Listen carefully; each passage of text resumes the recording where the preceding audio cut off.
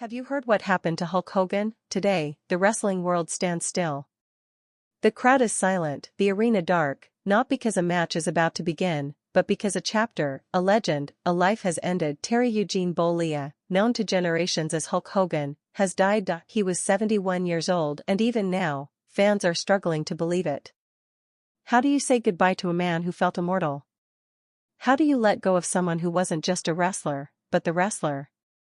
The one who defined an era, inspired a movement, and became the very image of professional wrestling for millions of fans around the globe. In the 1980s, Hulk Hogan wasn't just a man. He was a superhero in red and yellow. He slammed giants, he preached values, and he reminded children everywhere to believe in themselves. Say your prayers, eat your vitamins, and believe in Hulkamania, he'd say. And they did. They all did, but today, the voice behind those words has been silenced. And what remains is grief. Raw, real grief. At 8:12 a.m. Eastern Time, confirmed by close family and later by WWE officials, Hogan was found unresponsive in his Clearwater Beach home. Paramedics were called. Attempts were made. But the damage had been done. The early reports suggest cardiac arrest. No foul play. No scandal. Just the final toll of a body that had been pushed past its limits again and again for the sake of millions. What followed was a wave. A crash. An emotional tsunami that flooded every corner of the internet. Fans, wrestlers, news anchors, even those who hadn't watched wrestling in decades, paused to reflect. Some cried. Some smiled through tears. Others sat in silence, staring at old photos, reliving matches in their heads. It didn't feel real. It still doesn't, because Hulk Hogan wasn't supposed to die.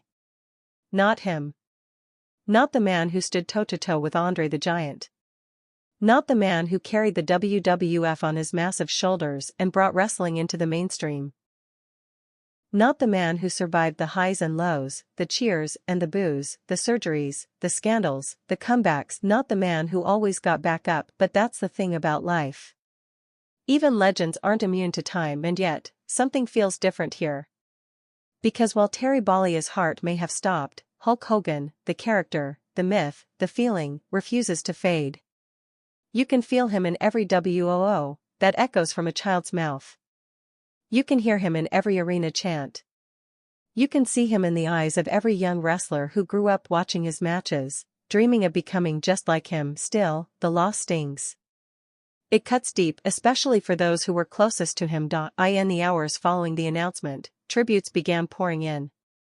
Roman Reigns, visibly shaken, posted a single photo, Hogan backstage, smiling, his hand on Reigns' shoulder. No caption. Just the moment. John Cena, Hogan's longtime admirer and occasional in-ring opponent, wrote. He taught me what it meant to carry the business. What it meant to be a hero, even when you don't feel like one. I love you, brother. Rest easy. Dwayne "The Rock" Johnson released a 3-minute video. He struggled to speak. The words didn't come easy. He gave me the rub, Rock said, pausing, tears welling in his eyes. He didn't have to. I was the new guy. He was the icon. But he said, let's do it. And because of that, my life changed forever. But perhaps the most haunting tribute came not from a wrestler, but from a fan. A woman in her 40s, standing outside Hogan's beachside home, holding a yellow bandana. Her voice cracked as she spoke to reporters. I met him when I was 8, she whispered. He picked me up, called me his little Hulkamaniac, and told me to stay strong. I never forgot it. I named my son after him. She looked down, wiped her eyes, and added, my son's 10 now. I told him this morning that Hulk Hogan died. He didn't say anything. Just looked up at me and said, but he can't. He's the strongest man ever. That, right there, is the power of Hulk Hogan. He wasn't just an entertainer. He wasn't just a wrestler. He was a symbol. Of strength. Of resilience. Of something bigger than any title belt, and yet, behind the symbol was a man. A man who endured more pain than the crowd ever saw. A man who smiled through surgeries, fought through lawsuits, weathered storms of controversy, and kept walking forward, no matter how heavy the burden. In his final public appearance, just 4 weeks ago at a charity wrestling convention in Orlando, Hogan looked frail but smiling. He spoke to a crowd of just under 200 people. No pyro. No entrance music. Just the man. The myth. The voice, his message. "I don't have much time left, brother," he said, looking out at the crowd. "But as long as I'm breathing, Hulkamania is still alive. In every one of you." Those words now echo with new meaning. They weren't just a farewell. They were a passing of the torch. A challenge to keep the spirit alive. And as fans gather tonight in cities around the world, New York, Tokyo, London, Toronto, Lagos, you can see the torch burning, candles lit. Fans in ripped tank tops. Kids and adults with mustaches drawn on their faces. Grown men sobbing. Strangers hugging, because when someone like Hogan dies, you don't just mourn the man, you mourn the moments, the childhood memories. The joy. The awe. The belief. You mourn the 8-year-old version of yourself, cheering in front of a glowing television screen, watching your hero body slam a giant and scream, "What ya gonna do when Hulkamania runs wild on you?" You mourn the years that can never come back, but you also celebrate them, because you got to live during the era of Hulk Hogan, you got to feel that magic, and not everyone gets to say that. Back at WWE headquarters in Stamford, Connecticut, the tribute video was already being prepared before noon. Clips from WrestleMania 3. His surprise 2002 return. His Hall of Fame induction. Voiceovers layered with a slow piano instrumental. A final message on the screen. Hulk Hogan, 1953 to 2024. Immortal. Forever. At the Performance Center in Orlando, NXT trainees were pulled from training for a moment of silence. Many of them never saw Hogan in his prime. But they all knew what he meant. "He was the reason we're even here," one said. Another added, "He was the business." And so, as the world begins to absorb this loss, one thing becomes clear: Hulk Hogan may be gone, but Hulkamania, that doesn't die, not today, not ever. The day Hulk Hogan died didn't feel real, not even hours later. Outside his home, the crowd kept growing. First a handful of fans. Then dozens. By midday, police had set up barricades, not to control chaos, but to honor reverence. They weren't holding back riots. They were protecting grief.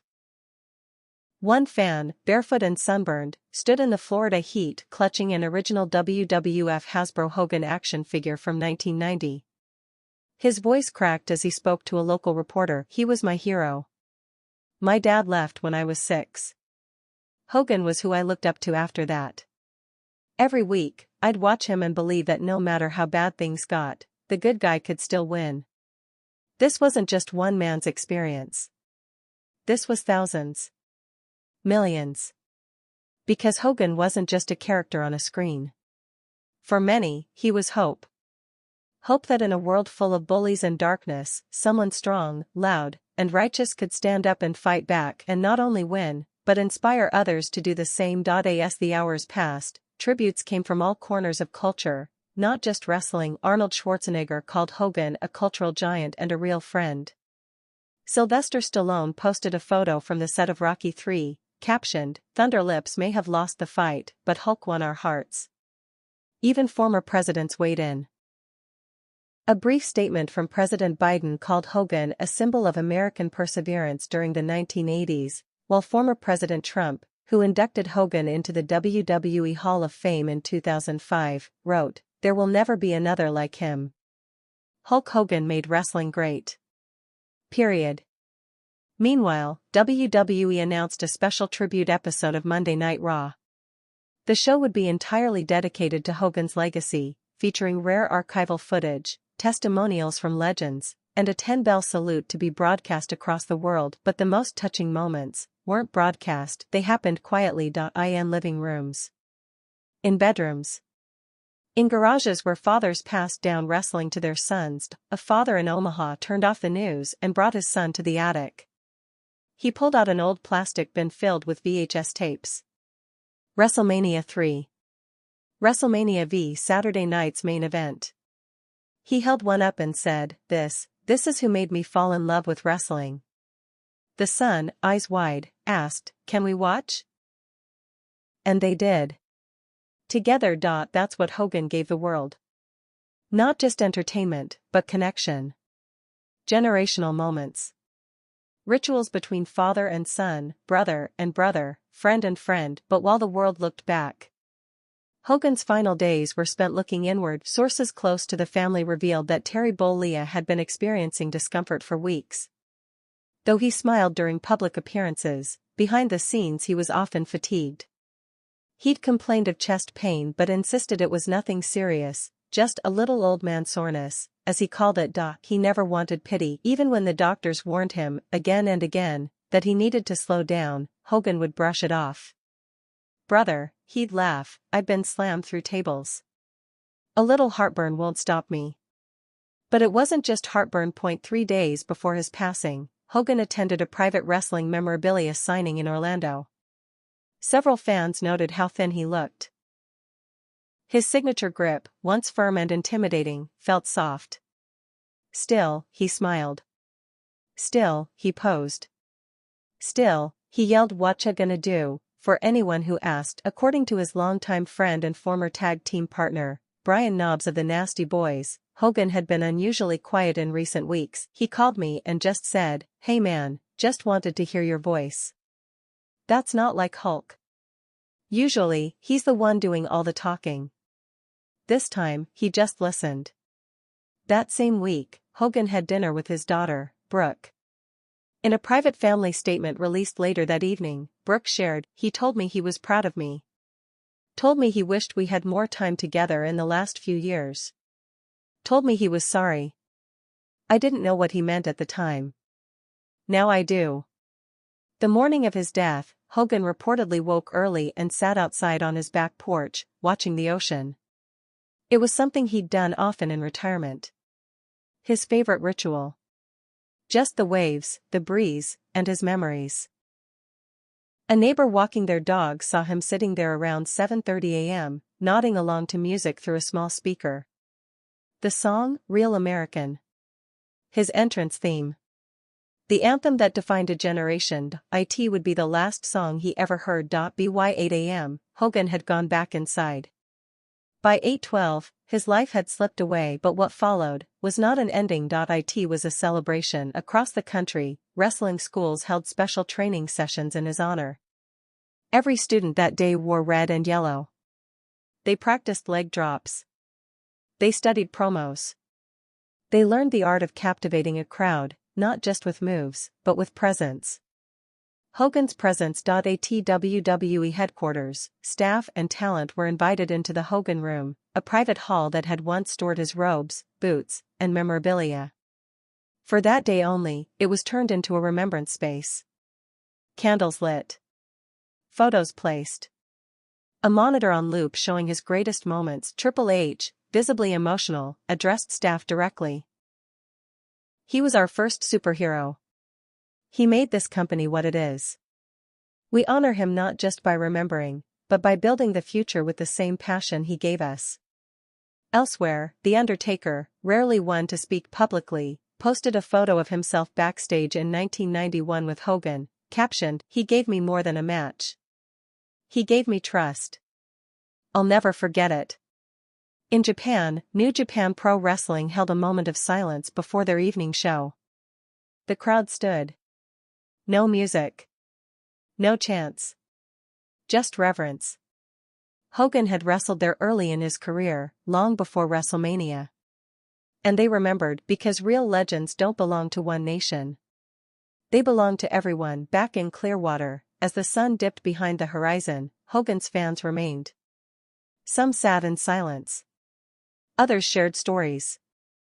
And just as dusk fell, something spontaneous happened. A chant, "Hogan! Hogan! Hogan!" It wasn't orchestrated. No cameras. No megaphones. Just the organic voice of grief becoming gratitude.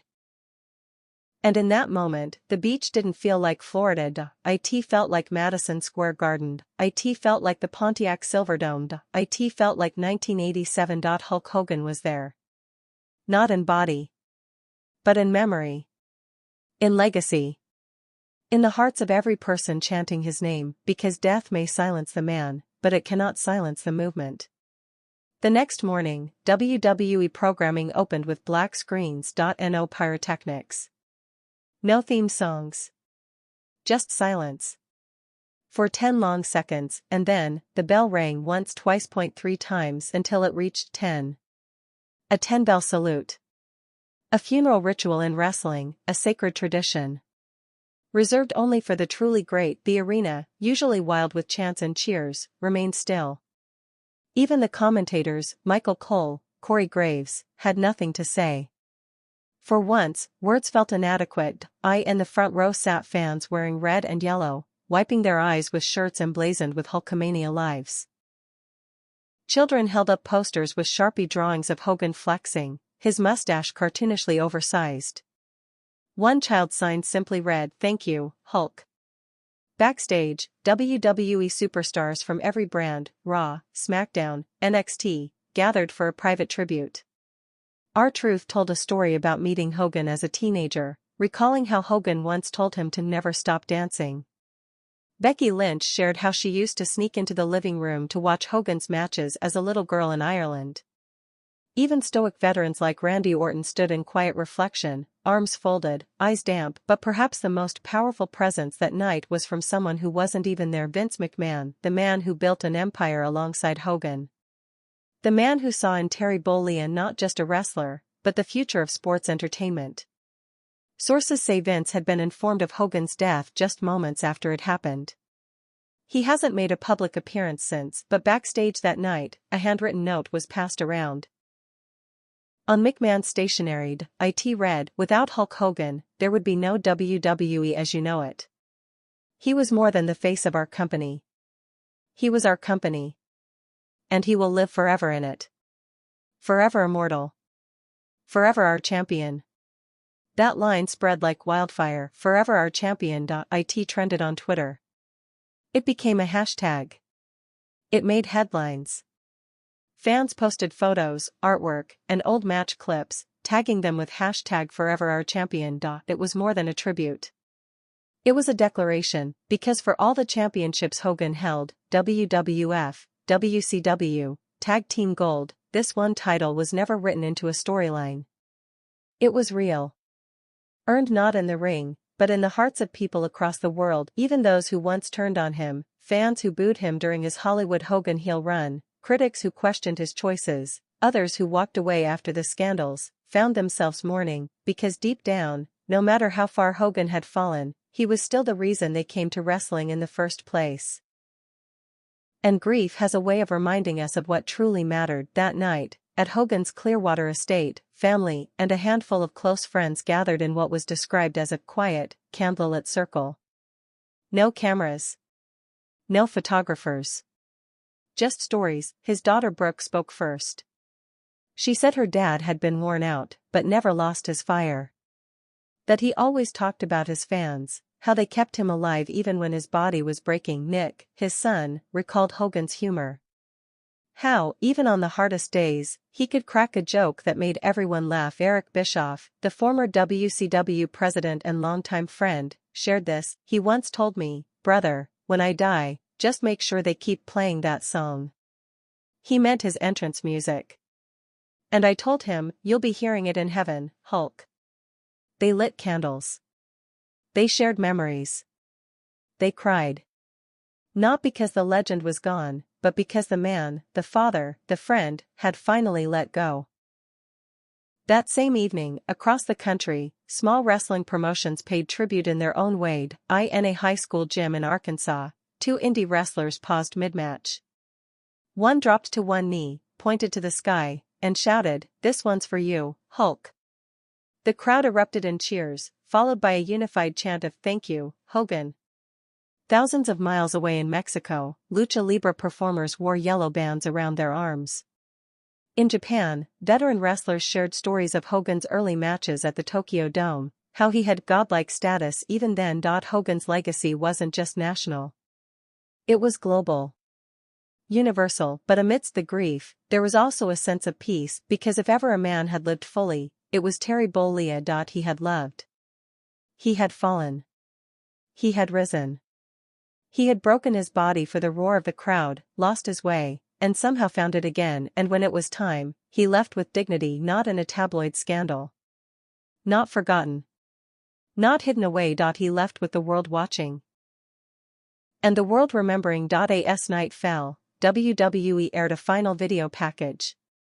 A montage of Hulk's greatest moments, slamming Andre, facing Warrior, shaking hands with The Rock at WrestleMania X8.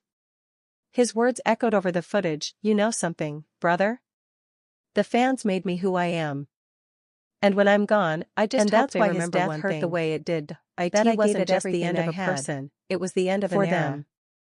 The video ended on a single image. When good guys were easy to spot, flexing, when heroes wore bright colors behind and believed in right and wrong, in bold letters, and when one man could rally a stadium full of people with nothing more than a cupped hand to the ear. But even as the world faded to black, something remarkable began to happen. Every fan watching reported a single voice whispered, fans started organizing tribute shows in local gyms, backyards. In the days that followed, WWE merchandise sales for Hogan skyrocketed, not out of hype, but honor.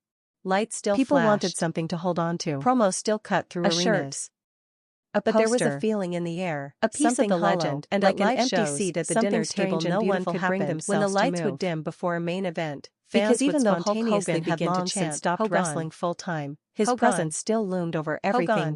He was always there. He wasn't on the card, but he was in the building because legends don't need entrances. In every kid mimicking a wrestler's entrance, they exist in the roar of the crowd. In every grown fan wearing a faded Hulkamania shirt to a live event, released a final public message 1 week he wasn't, but the memories to the millions of fans around the world sharing personal stories online. Our friend, our hero. And what became clear wasn't just how famous Hulk Hogan was, but how never stopped he felt so many by your love. A nurse in Chicago posted a picture of her as a child meeting Hogan at a Make-A-Wish event in 1991. He talked about you.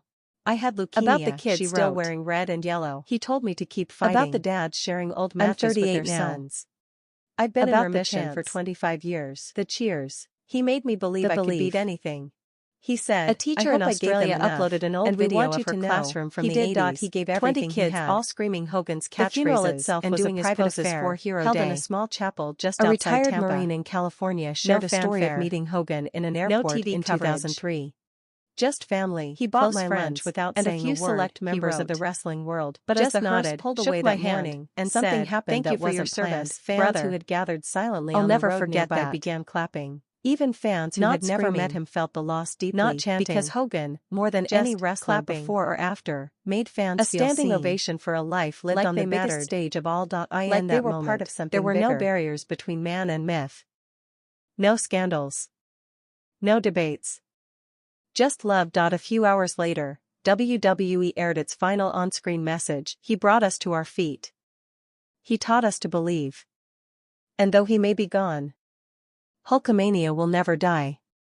The screen faded one last time, and somewhere, deep in the soul of every wrestling fan, whether they grew up with Hogan or only knew him through clips, they felt the same thing: fury of the wrestling ring. His father, Pietro Bollea, was a construction foreman. His mother, Ruth, worked as a homemaker and dance teacher. They weren't wealthy, but they were grounded. They raised Terry to be strong, respectful, and humble. In many ways, Terry Bollea was an ordinary kid. But there was always something different about him. Something bigger. Literally. By the time he reached his teens, Terry had already grown far beyond his peers, both in height and sheer size. He was a towering presence in school hallways, often mistaken for a teacher or staff member. But despite his intimidating frame, Terry was known as a gentle giant. He wasn't the class bully or the star quarterback. He was quiet, observant, and deeply creative. In fact, long before he ever dreamed of becoming a wrestler, Terry's first love was music. As a teenager in Tampa, Florida, where the family had moved, he learned to play bass guitar. He wasn't just good. He was great. Music flowed through him, and it became his first real passion. He joined a few local bands, playing gigs in smoky bars and beach clubs. At one point, he even contemplated pursuing music full-time. The spotlight called to him, but not in the way it eventually would. But life, as it often does, had a detour planned. Terry first encountered professional wrestling not through competition, but as a fan. Like so many young boys in the 60s and 70s, he was mesmerized by the drama, the action, the larger-than-life characters. He began attending matches at the Tampa Armory, watching Florida legends like Dusty Rhodes, Jack Briscoe, and Eddie Graham. Something sparked inside him. Wrestling wasn't just a sport, it was theater. It was electricity. It was storytelling through sweat, pain, and performance. And even though he had never stepped foot inside a ring, Terry Bollea knew this was what he wanted to do. But knowing and doing are two different things. Terry began training at Hector's Gym in South Tampa, a gritty, no-frills iron temple where legends were molded. He started lifting seriously, transforming his already large frame into something mythical. Within a year, he had ballooned to nearly 300 pounds of muscle. And with his long blonde hair and tan skin, he began turning heads everywhere he went. That's when fate and pain intervened. He caught the eye of Hiro Matsuda, a Japanese wrestling legend who had trained some of the toughest wrestlers in the business. Matsuda wasn't just any trainer. He was a gatekeeper. If you wanted to make it, you had to go through him, and going through him meant breaking first. On Terry's very first day of training under Matsuda, something brutal happened, something Hogan would later describe as his real introduction to the business. Matsuda broke his leg not by accident. Not out of malice. But as a test. A rite of passage. You don't play wrestling, Matsuda reportedly said as Terry screamed on the mat in pain. This is real. Terry was sent home, leg splinted, career dreams shattered. Most would have quit. Walked away. Found another dream, but Terry Bollea was not most people. He returned. 6 weeks later. Limping. Determined. And Matsuda? He smiled. That was all he needed to see. The training that followed was grueling, hundreds of squats, endless drills, no guarantees. But Terry was relentless. He studied the psychology of the ring. The rhythm of a match. The importance of facial expressions, body language, crowd engagement. He wasn't just building a body. He was building a presence. He began wrestling under various names: Sterling Golden, Terry the Hulk Boulder, bouncing between territories across the South. The crowds responded to his size, sure. But there was something else about him. A magnetism. A spark. And then, one night in Memphis, it all clicked. He walked down to the ring to the sound of genuine cheers. Not polite applause. Not curiosity. But cheers. Deafening, rising, emotional cheers. He wasn't even the main event. But the people didn't care. They were watching a star being born. Not long after, he caught the attention of a young, ambitious promoter, Vince McMahon Jr., who was planning to take his father's wrestling company, the WWF, into a new direction. One that went beyond local armories and smoky bars. Vince had a vision. A national vision, and when he saw Terry, he saw more than a big guy who could throw a punch. He saw Superman. So Vince made him an offer: come to New York. Change your name. Change your look. Become the guy. Terry agreed, but he had one request: can I keep the name Hulk? Vince smiled. You're not just Hulk, he said. You're Hulk Hogan now. And with that, a legend stepped into the light. But Hogan wasn't just given to the world. He was carefully crafted. Vince pushed the American hero image to the front. Red and yellow. The mustache. The theme song, Real American. Hogan became the embodiment of national pride, moral certainty, and childhood dreams. He wasn't just a wrestler, he was a symbol. And when he beat the Iron Sheik in 1984 to become WWF champion, it was on. The crowd erupted. Grown men cried. Children jumped off their couches. And a new phrase was born: Hulkamania. It wasn't just a brand. It was a movement.